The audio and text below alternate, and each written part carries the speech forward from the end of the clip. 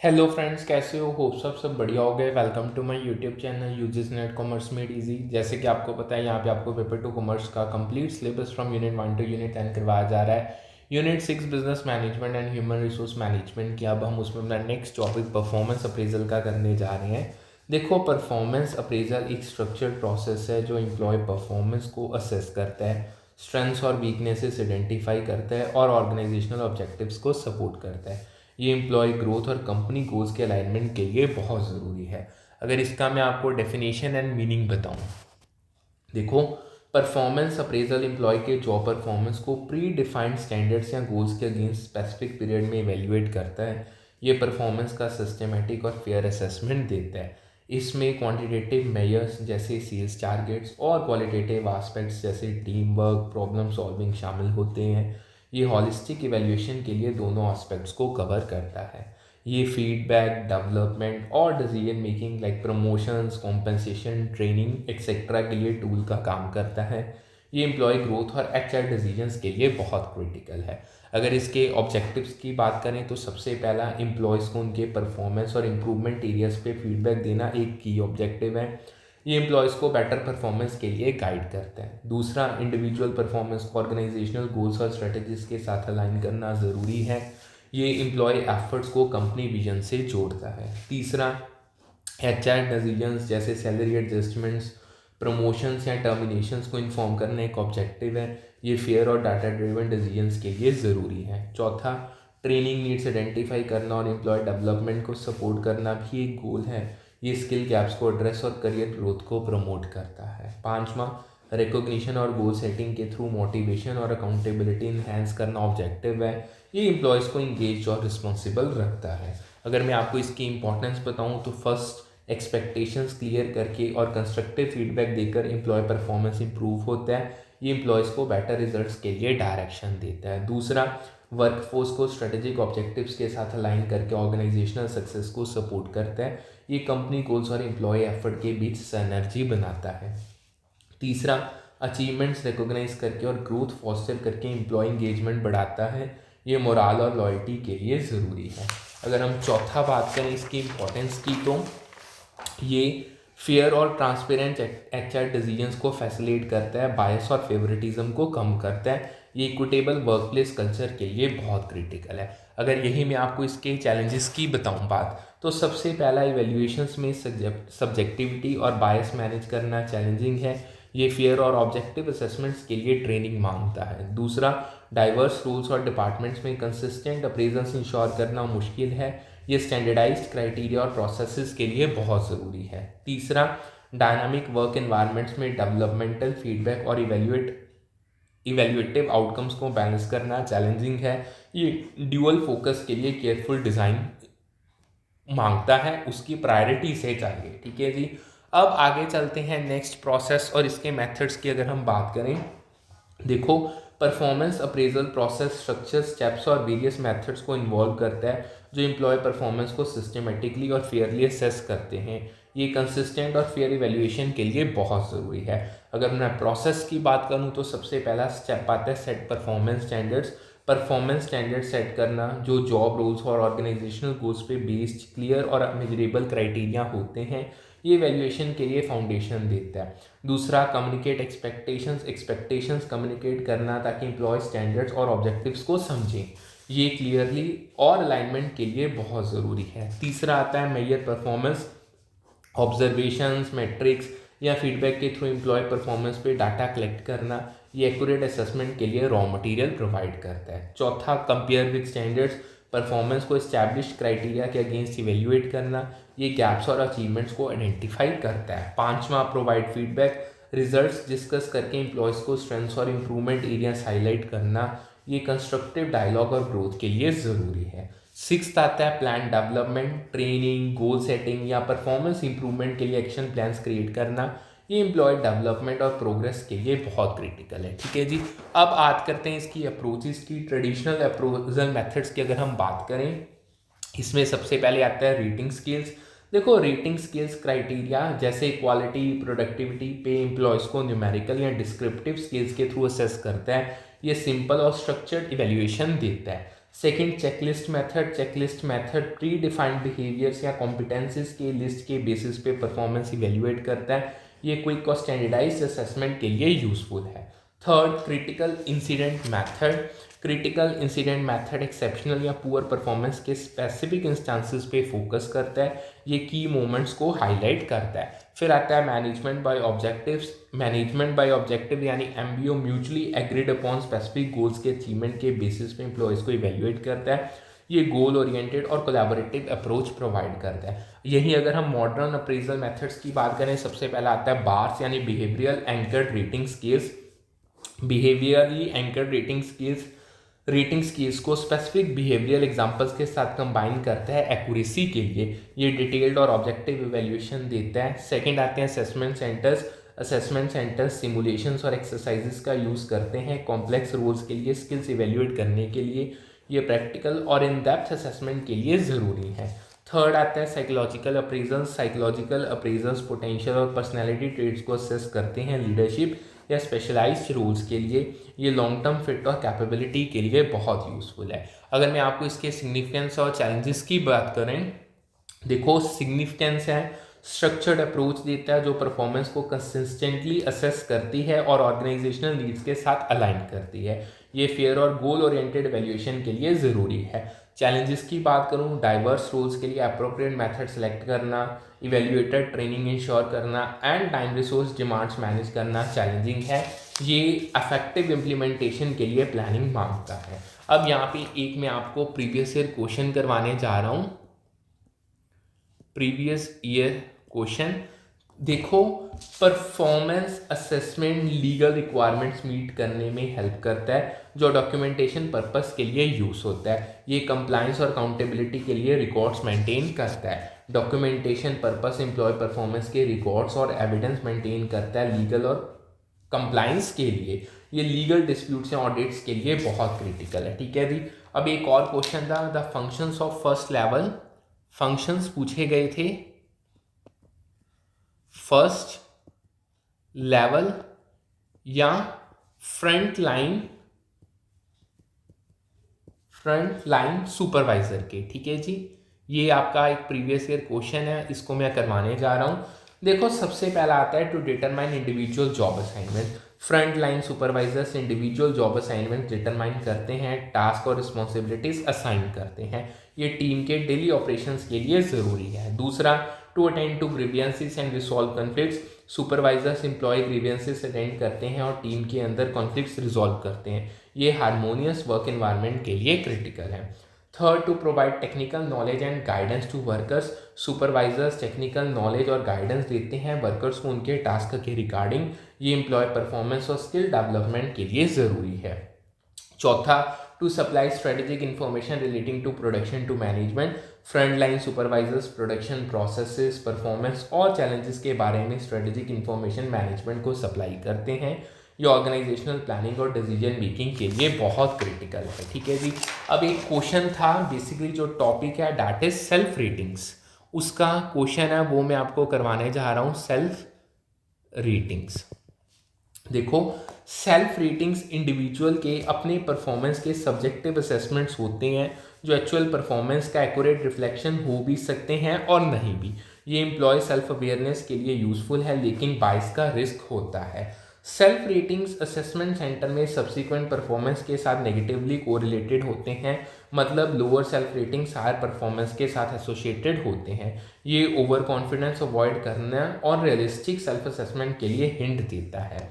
अगर बात करें हम अब वैलिडिटीज में ना क्वेश्चन पूछे गए हैं वैलिडिटीज के, उसमें सबसे पहले आती है हमारी टेस्ट वैलिडिटी। ठीक है जी। उसका एक क्वेश्चन है वो मैं आपको करवाने जा रहा हूँ। देखो टेस्ट वैलिडिटी एक जर्नल टर्म है जो कंटेंट वैलिडिटी, कंस्ट्रक्ट वैलिडिटी और क्राइटेरिया वैलिडिटी जैसे टाइप्स को इनकम्पास करती है। ये टेस्ट के ओवरऑल रिलायबिलिटी और एक्यूरेसी को मेजर करता है। ये टेस्ट की ओवरऑल वैलिडिटी को रेफर करता है जो उसके इंटेंडेड असेसमेंट के मेजर के रूप में होता है। ये इंश्योर करता है कि टेस्ट सही चीज़ को मेजर करे। यही अगर मैं इसमें कंटेंट वैलिडिटी की बात करूं, कंटेंट वैलिडिटी एक स्किल है जो जॉब के लिए एक्चुअली नीडेड टास्क और स्किल्स का फेयर सैंपल मेजर करता है। ये टेस्ट के रेलेवेंस और जॉब रिक्वायरमेंट्स के अलाइनमेंट को इंश्योर करता है। कंटेंट वैलिडिटी टेस्ट के उस एक्सटेंट को रेफर करते हैं जहां ये जॉब्स या कंस्ट्रक्ट के रेलेवेंट और रिप्रेजेंटेटिव टास्क और स्किल्स को मेजर करता है। ये टेस्ट के कंटेंट और जॉब के एक्चुअल डिमांड्स के बीच मैच को इंश्योर करता है। जब टेस्ट में कंटेंट वैलिडिटी होती है तो इसका मतलब है कि टेस्ट के आइटम्स या क्वेश्चन स्पेसिफिक जॉब या कंस्ट्रक्ट के लिए रिक्वायर्ड नॉलेज, एबिलिटीज और स्किल्स को एक्यूरेटली रिफ्लेक्ट करते हैं। ये टेस्ट के अप्रोप्रिएटनेस और फेयरनेस के लिए ज़रूरी है। Content validity usually comprehensive job analysis के थ्रू इस्टेब्लिश होती है, जहां subject matter experts job requirements को थॉरोली रिव्यू करते हैं और क्रिटिकल टास्क, नॉलेज एरियाज और स्किल्स आइडेंटिफाई करते हैं। ये टेस्ट डिज़ाइन के लिए स्ट्रॉन्ग फाउंडेशन देता है। टेस्ट फिर इन आइडेंटिफाइड एरियाज को कवर करने के लिए डिज़ाइन किया जाता है, इंश्योरिंग कि ये कंटेंट डोमेन को एक्यूरेटली रिप्रेजेंट करे। ये टेस्ट के रेलेवेंस और जॉब फिट को इंश्योर करता है। वहीं अगर कंस्ट्रक्ट वैलिडिटी की बात करें, कंस्ट्रक्ट वैलिडिटी टेस्ट के उस एक्सटेंट को रेफर करता है जहां ये इंटेंडेड कंस्ट्रक्ट या थ्योरेटिकल कॉन्सेप्ट को मेजर करता है। ये टेस्ट के अंडरलाइन कॉन्सेप्ट के एक्यूरेसी को वैलिडेट करता है। वहीं अब मैं क्राइटेरिया वैलिडिटी की बात करूं, क्राइटेरिया वैलिडिटी टेस्ट के उस एक्सटेंट को रेफर करता है जहां ये रिस्की यानी जहां ये किसी पर्टिकुलर क्राइटेरिया या आउटकम के साथ एक्यूरेटली प्रेडिक्ट या कोरिलेट करता हो। ये टेस्ट के प्रेडिक्टिव पावर को मेजर करता है। ठीक है जी। अब टेस्ट स्कोर्स, जिसे प्रेडिक्टर्स जो होते हैं का जॉब परफॉर्मेंस से रिलेटेड होना, क्राइटेरिया वैलिडिटी कहलाता है। ये टेस्ट के रिजल्ट्स और एक्चुअल जॉब आउटकम्स के कनेक्शन को वैलिडेट करता है। क्राइटेरिया वैलिडिटी यानी एक वैलिडिटी फॉर्म है जो टेस्ट या असेसमेंट के उस डिग्री को असेस करती है जहां ये स्पेसिफिक क्राइटेरिया जैसे जॉब परफॉर्मेंस के साथ प्रेडिक्ट या कोरिलेट करता है। ये टेस्ट के प्रैक्टिकल वैल्यू को इस्टेब्लिश करता है। ये टेस्ट स्कोर्स और परफॉर्मेंस आउटकम्स या क्राइटेरिया के बीच रिलेशनशिप एग्जामिन करते हैं जो इंटरेस्ट के होते हैं। ये टेस्ट के प्रेडिक्टिव एक्यूरेसी को मेजर करता है। एम्प्लॉयमेंट टेस्टिंग और सिलेक्शन के कॉन्टेक्स्ट में क्राइटेरिया वैलिडिटी इवैल्यूएट करता है कि टेस्ट या असेसमेंट से ऑब्टेन्ड स्कोर्स या रिजल्ट्स इंडिविजुअल के फ्यूचर जॉब परफॉर्मेंस को एक्यूरेटली प्रेडिक्ट कर सकते हैं। ये हायरिंग डिसीजंस के लिए टेस्ट रिलायबिलिटी के लिए ज़रूरी है। ये डिटरमाइन करता है कि टेस्ट स्कोर्स एक्चुअली इंडिविजुअल के स्पेसिफिक जॉब रोल में वेल परफॉर्म करने के पोटेंशियल को इंडिकेट करता है। ये टेस्ट के प्रैक्टिकल एप्लीकेबिलिटी को वैलिडेट करता है। क्राइटेरिया वैलिडिटी इस्टेब्लिश करने के लिए रिसर्चर्स यूजली टेस्ट स्कोर्स यानी प्रेडिक्टर्स और इंडिविजुअल्स के जॉब परफॉर्मेंस पे डाटा कलेक्ट करते हैं। यह स्टैटिस्टिकल एनालिसिस के लिए रॉ मटेरियल देता है। दोनों वेरिएबल्स के बीच रिलेशनशिप को स्टैटिस्टिकली एनालाइज करके कोरिलेशन के स्ट्रेंथ और सिग्निफिकेंस डिटरमाइन करते हैं। ये टेस्ट के प्रेडिक्टिव पावर को क्वांटिफाई करता है। अगर टेस्ट स्कोर जॉब परफॉर्मेंस के साथ मीनिंगफुल रिलेशनशिप डेमोन्स्ट्रेट करते हैं तो ये क्राइटेरिया वैलिडिटी का एविडेंस देता है। ये टेस्ट के रिलायबिलिटी और इफेक्टिवनेस को कंफर्म करता है। Criteria validity employment test validate करने का एसेंशियल आस्पेक्ट है क्योंकि ये इंश्योर करता है कि सिलेक्शन प्रोसेस में यूज होने वाले असेसमेंट टूल्स रिलायबल हैं और इंडिविजुअल के पोटेंशियल जॉब परफॉर्मेंस को एक्यूरेटली प्रेडिक्ट करते हैं। ये फेयर और इफेक्टिव हायरिंग के लिए बहुत क्रिटिकल है। ठीक है जी। अब एक प्रीवियस ईयर क्वेश्चन मेथड्स में से ही है, यानी जो हमारा बेसिकली बार्स का मेथड है उसमें से एक क्वेश्चन आया था। देखो, behaviourally anchored rating scales bars यानी परफॉर्मेंस मैनेजमेंट सिस्टम एक मेथड है जो स्पेसिफिक बिहेवियरल इंडिकेटर के बेसिस पे एम्प्लॉय परफॉर्मेंस असेस करता है। ये डिटेल्ड और बिहेवियर फोकस्ड इवैल्यूएशन देता है। बार्स स्पेसिफिक बिहेवियरल इंडिकेटर के बेसिस पे एम्प्लॉय परफॉर्मेंस को असेस और इवैल्यूएट करने का मेथड है। ये एक्यूरेट और ऑब्जेक्टिव परफॉर्मेंस असेसमेंट के लिए ज़रूरी है। ठीक है जी। अब एक क्वेश्चन है systems approach. Systems approach to behaviour और systems approach to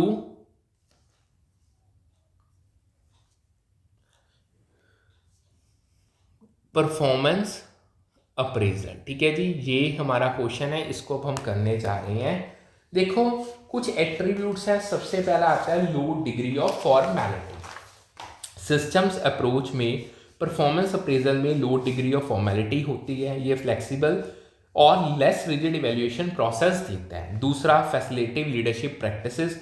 facilitative leadership practices systems approach में परफॉर्मेंस अप्रेजल को सपोर्ट करते हैं। ये कोलैबोरेटिव और सपोर्टिव इवैल्यूएशन इन्वायरमेंट बनाते हैं। Third, problem solving as a primary goal. Problem solving systems approach में परफॉर्मेंस अप्रेजल का प्राइमरी गोल होते हैं।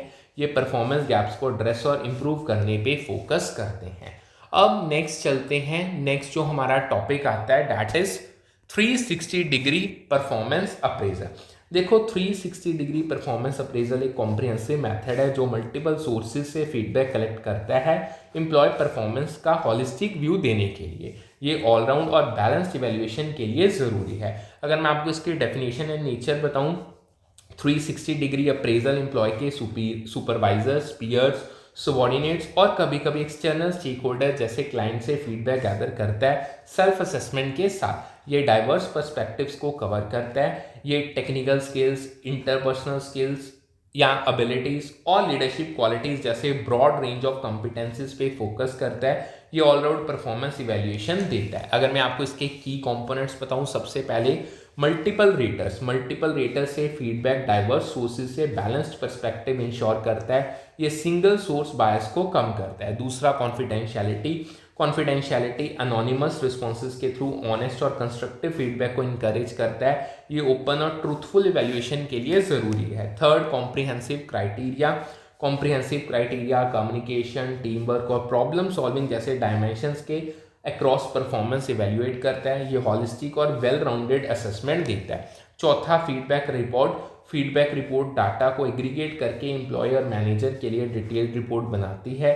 ये क्लियर और एक्शनेबल इंसाइट्स देता है। नेक्स्ट आता है इसका प्रोसेस। सबसे पहले एम्प्लॉय के साथ इंटरेक्शन के बेसिस पे रेटर्स आइडेंटिफाई करना पहला स्टेप है। ये रेलेवेंट और क्रेडिबल फीडबैक सोर्सेज इंश्योर करता है। दूसरा, रेलेवेंट और रोल स्पेसिफिक क्राइटेरिया के साथ फीडबैक क्वेश्चनियर्स डिज़ाइन करना ज़रूरी है। ये टारगेटेड और मीनिंगफुल फीडबैक के लिए क्रिटिकल है। थर्ड, रिस्पॉन्सेज को एनोनिमसली कलेक्ट करना अक्सर डिजिटल प्लेटफॉर्म्स के थ्रू होता है। ये ऑनेस्ट फीडबैक और कॉन्फिडेंशियलिटी के लिए ज़रूरी है। चौथा, फीडबैक एनालाइज करके पैटर्न, स्ट्रेंथ्स और इम्प्रूवमेंट एरियाज आइडेंटिफाई करना होता है। ये एक्शनेबल इंसाइट्स और डेवलपमेंट के लिए क्रिटिकल है। पांचवा, रिजल्ट्स को एम्प्लॉय के साथ कंस्ट्रक्टिव फीडबैक सेशन में शेयर करना ज़रूरी है। ये ओपन डायलॉग और ग्रोथ के लिए हेल्पफुल है। सिक्स्थ, इम्प्रूवमेंट या डेवलपमेंट के लिए एक्शन प्लान डेवलप करना होता है। ये परफॉर्मेंस इन्हांसमेंट और करियर ग्रोथ के लिए बहुत ज़रूरी है। अब बात करें इसके सिग्निफिकेंस और चैलेंजेस की, तो सिग्निफिकेंस में वेल राउंडेड परफॉर्मेंस व्यू देता है, बायस कम करता है और एम्प्लॉय डेवलपमेंट को सपोर्ट करता है। ये कॉम्प्रिहेंसिव और फेयर इवैल्यूएशन के लिए क्रिटिकल है। चैलेंजेस की अगर मैं बात करूं, फीडबैक ओवरलोड मैनेज करना, रेटर ऑनेस्टी इंश्योर करना और फीडबैक डिस्क्रिपेंसीज एड्रेस करना चैलेंजिंग है।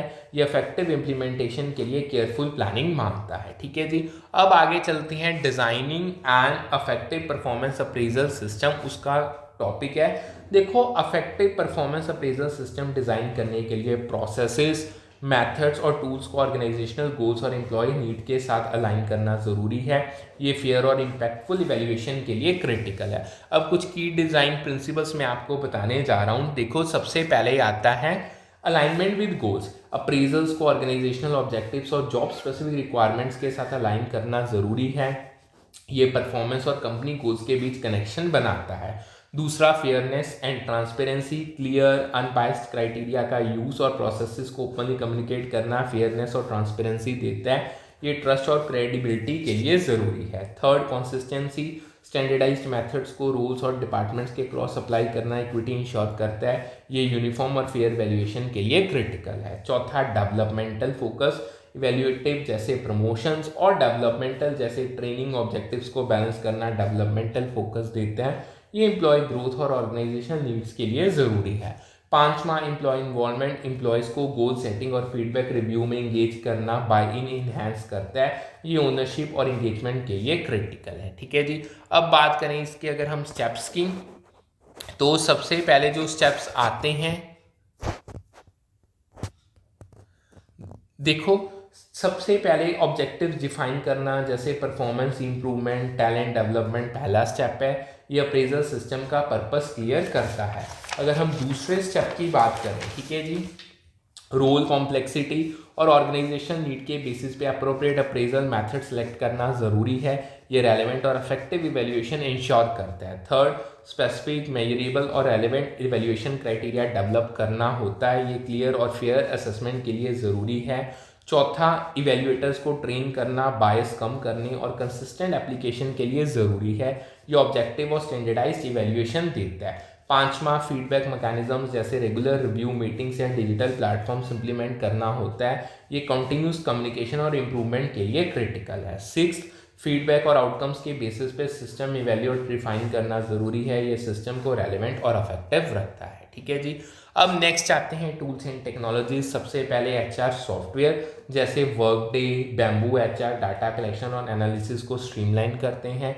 ये एफिशिएंसी और एक्यूरेसी के लिए ज़रूरी है। दूसरा, 360 डिग्री फीडबैक प्लेटफॉर्म जैसे क्वाल्ट्रिक्स मल्टी सोर्स अप्रेजल्स को फैसिलिटेट करते हैं।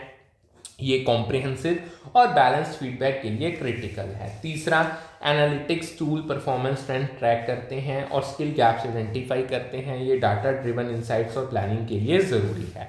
चौथा, अब इसके नेक्स्ट अगर हम चैलेंजेस की बात करें, देखो सबसे पहले डाइवर्स रोल्स और रिमोट वर्क के लिए सिस्टम फ्लेक्सिबिलिटी इंश्योर करना चैलेंजिंग है। ये अडेप्टेबल और इंक्लूसिव अप्रोच मांगता है। दूसरा, लार्ज ऑर्गेनाइजेशंस के लिए टेक्नोलॉजी और ट्रेनिंग के कॉस्ट मैनेज करना मुश्किल है। ये कॉस्ट एफिशिएंसी और स्केलेबिलिटी के लिए प्लानिंग मांगता है। थर्ड, परसीव्ड बायस या अनफेयरनेस की वजह से अप्रेजल्स के रेसिस्टेंस को ओवरकम करना चैलेंजिंग है। ये ट्रस्ट बिल्डिंग और ट्रांसपेरेंसी के लिए ज़रूरी है। अब अगर मैं आपको बेनिफिट्स और लिमिटेशंस बताऊं, देखो performance appraisals including 360 degree method significant benefits देते हैं, लेकिन लिमिटेशंस भी फेस करते हैं जिनको ऑर्गेनाइजेशन को एड्रेस करना होता है इफेक्टिवनेस मैक्सिमाइज करने के लिए। ये बैलेंस्ड अप्रोच के लिए केयरफुल मैनेजमेंट मांगता है। इसको अब ये टॉपिक को मैं आपको करवाने जा रहा हूँ। देखो अगर हम बात करें इसकी, तो बेनिफिट्स में सबसे पहले आता है एम्प्लॉय डेवलपमेंट। एम्प्लॉय डेवलपमेंट के लिए एक्शनेबल फीडबैक देता है जो स्किल एनहांसमेंट और करियर ग्रोथ के लिए ज़रूरी है। ये एम्प्लॉय के पर्सनल और प्रोफेशनल ग्रोथ को सपोर्ट करता है। दूसरा आता है परफॉर्मेंस इंप्रूवमेंट। स्ट्रेंथ्स और वीकनेसेस आइडेंटिफाई करके परफॉर्मेंस इंप्रूवमेंट के लिए टारगेटेड इंटरवेंशंस इनेबल करता है। ये फोकस और इफेक्टिव परफॉर्मेंस इन्हेंसमेंट के लिए क्रिटिकल है। Third, motivation and encouragement engagement. Achievements recognise करके मोटिवेशन और इंगेजमेंट बढ़ाता है, सेंस ऑफ अकम्पलिशमेंट फॉस्टर करता है। ये एम्प्लॉय मोराल और कमिटमेंट के लिए ज़रूरी है। चौथा, डिसीजन मेकिंग सपोर्ट।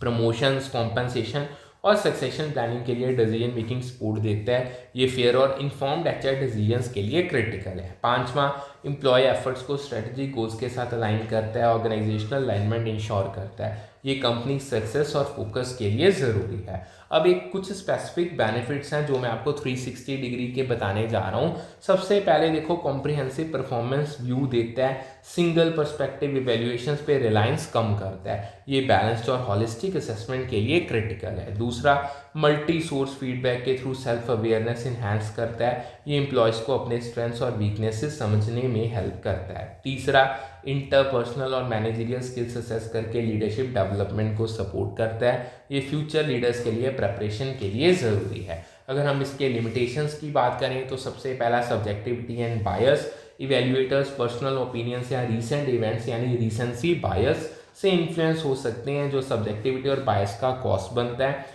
ये फेयर इवेल्यूएशन के लिए चैलेंजिंग है। दूसरा, time and resource intensive. Feedback collect और एनालाइज करना खासकर 360 डिग्री अप्रेजल्स के लिए सिग्निफिकेंट एफर्ट और रिसोर्सेज मांगता है। ये टाइम और कॉस्ट मैनेजमेंट के लिए चैलेंजिंग है। थर्ड आता है फीडबैक ओवरलोड। 360 डिग्री सिस्टम्स में कॉन्फ्लिक्टिंग एक्सेसिव फीडबैक से एम्प्लॉयज़ को फीडबैक ओवरलोड का सामना करना पड़ सकता है। ये फीडबैक के इफेक्टिव यूज़ के लिए चैलेंजिंग है।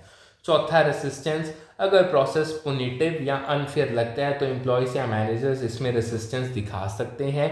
ये ट्रस्ट और इंगेजमेंट के लिए चैलेंजिंग है। अगर मैं आपको इसके मिटिगेशन स्ट्रेटेजीज बताऊं तो सबसे पहला, इवेल्युएटर्स को ट्रेन करना बायस मिनिमाइज और ऑब्जेक्टिविटी इंश्योर करने के लिए ज़रूरी है। ये फेयर और कंसिस्टेंट इवेल्युएशन के लिए क्रिटिकल है। दूसरा, टेक्नोलॉजी का यूज़ प्रोसेसेस स्ट्रीमलाइन और एडमिनिस्ट्रेटिव बर्डन्स कम करने के लिए ज़रूरी है। ये एफिशिएंसी और स्केलेबिलिटी के लिए हेल्पफुल है। थर्ड, अप्रेजल पर्पसेस को क्लियरली कम्युनिकेट करना ट्रस्ट और इंगेजमेंट बिल्ड करने के लिए ज़रूरी है। ये ट्रांसपेरेंसी और एक्सेप्टेंस के लिए बहुत क्रिटिकल है। सो होप्स आपको जितना करवाया उतना अच्छे से समझ आ गया होगा। सो करते हैं आज का सेशन यही वाइंड अप, फिर मिलते हैं with a new session with a new set of topics. Thank you.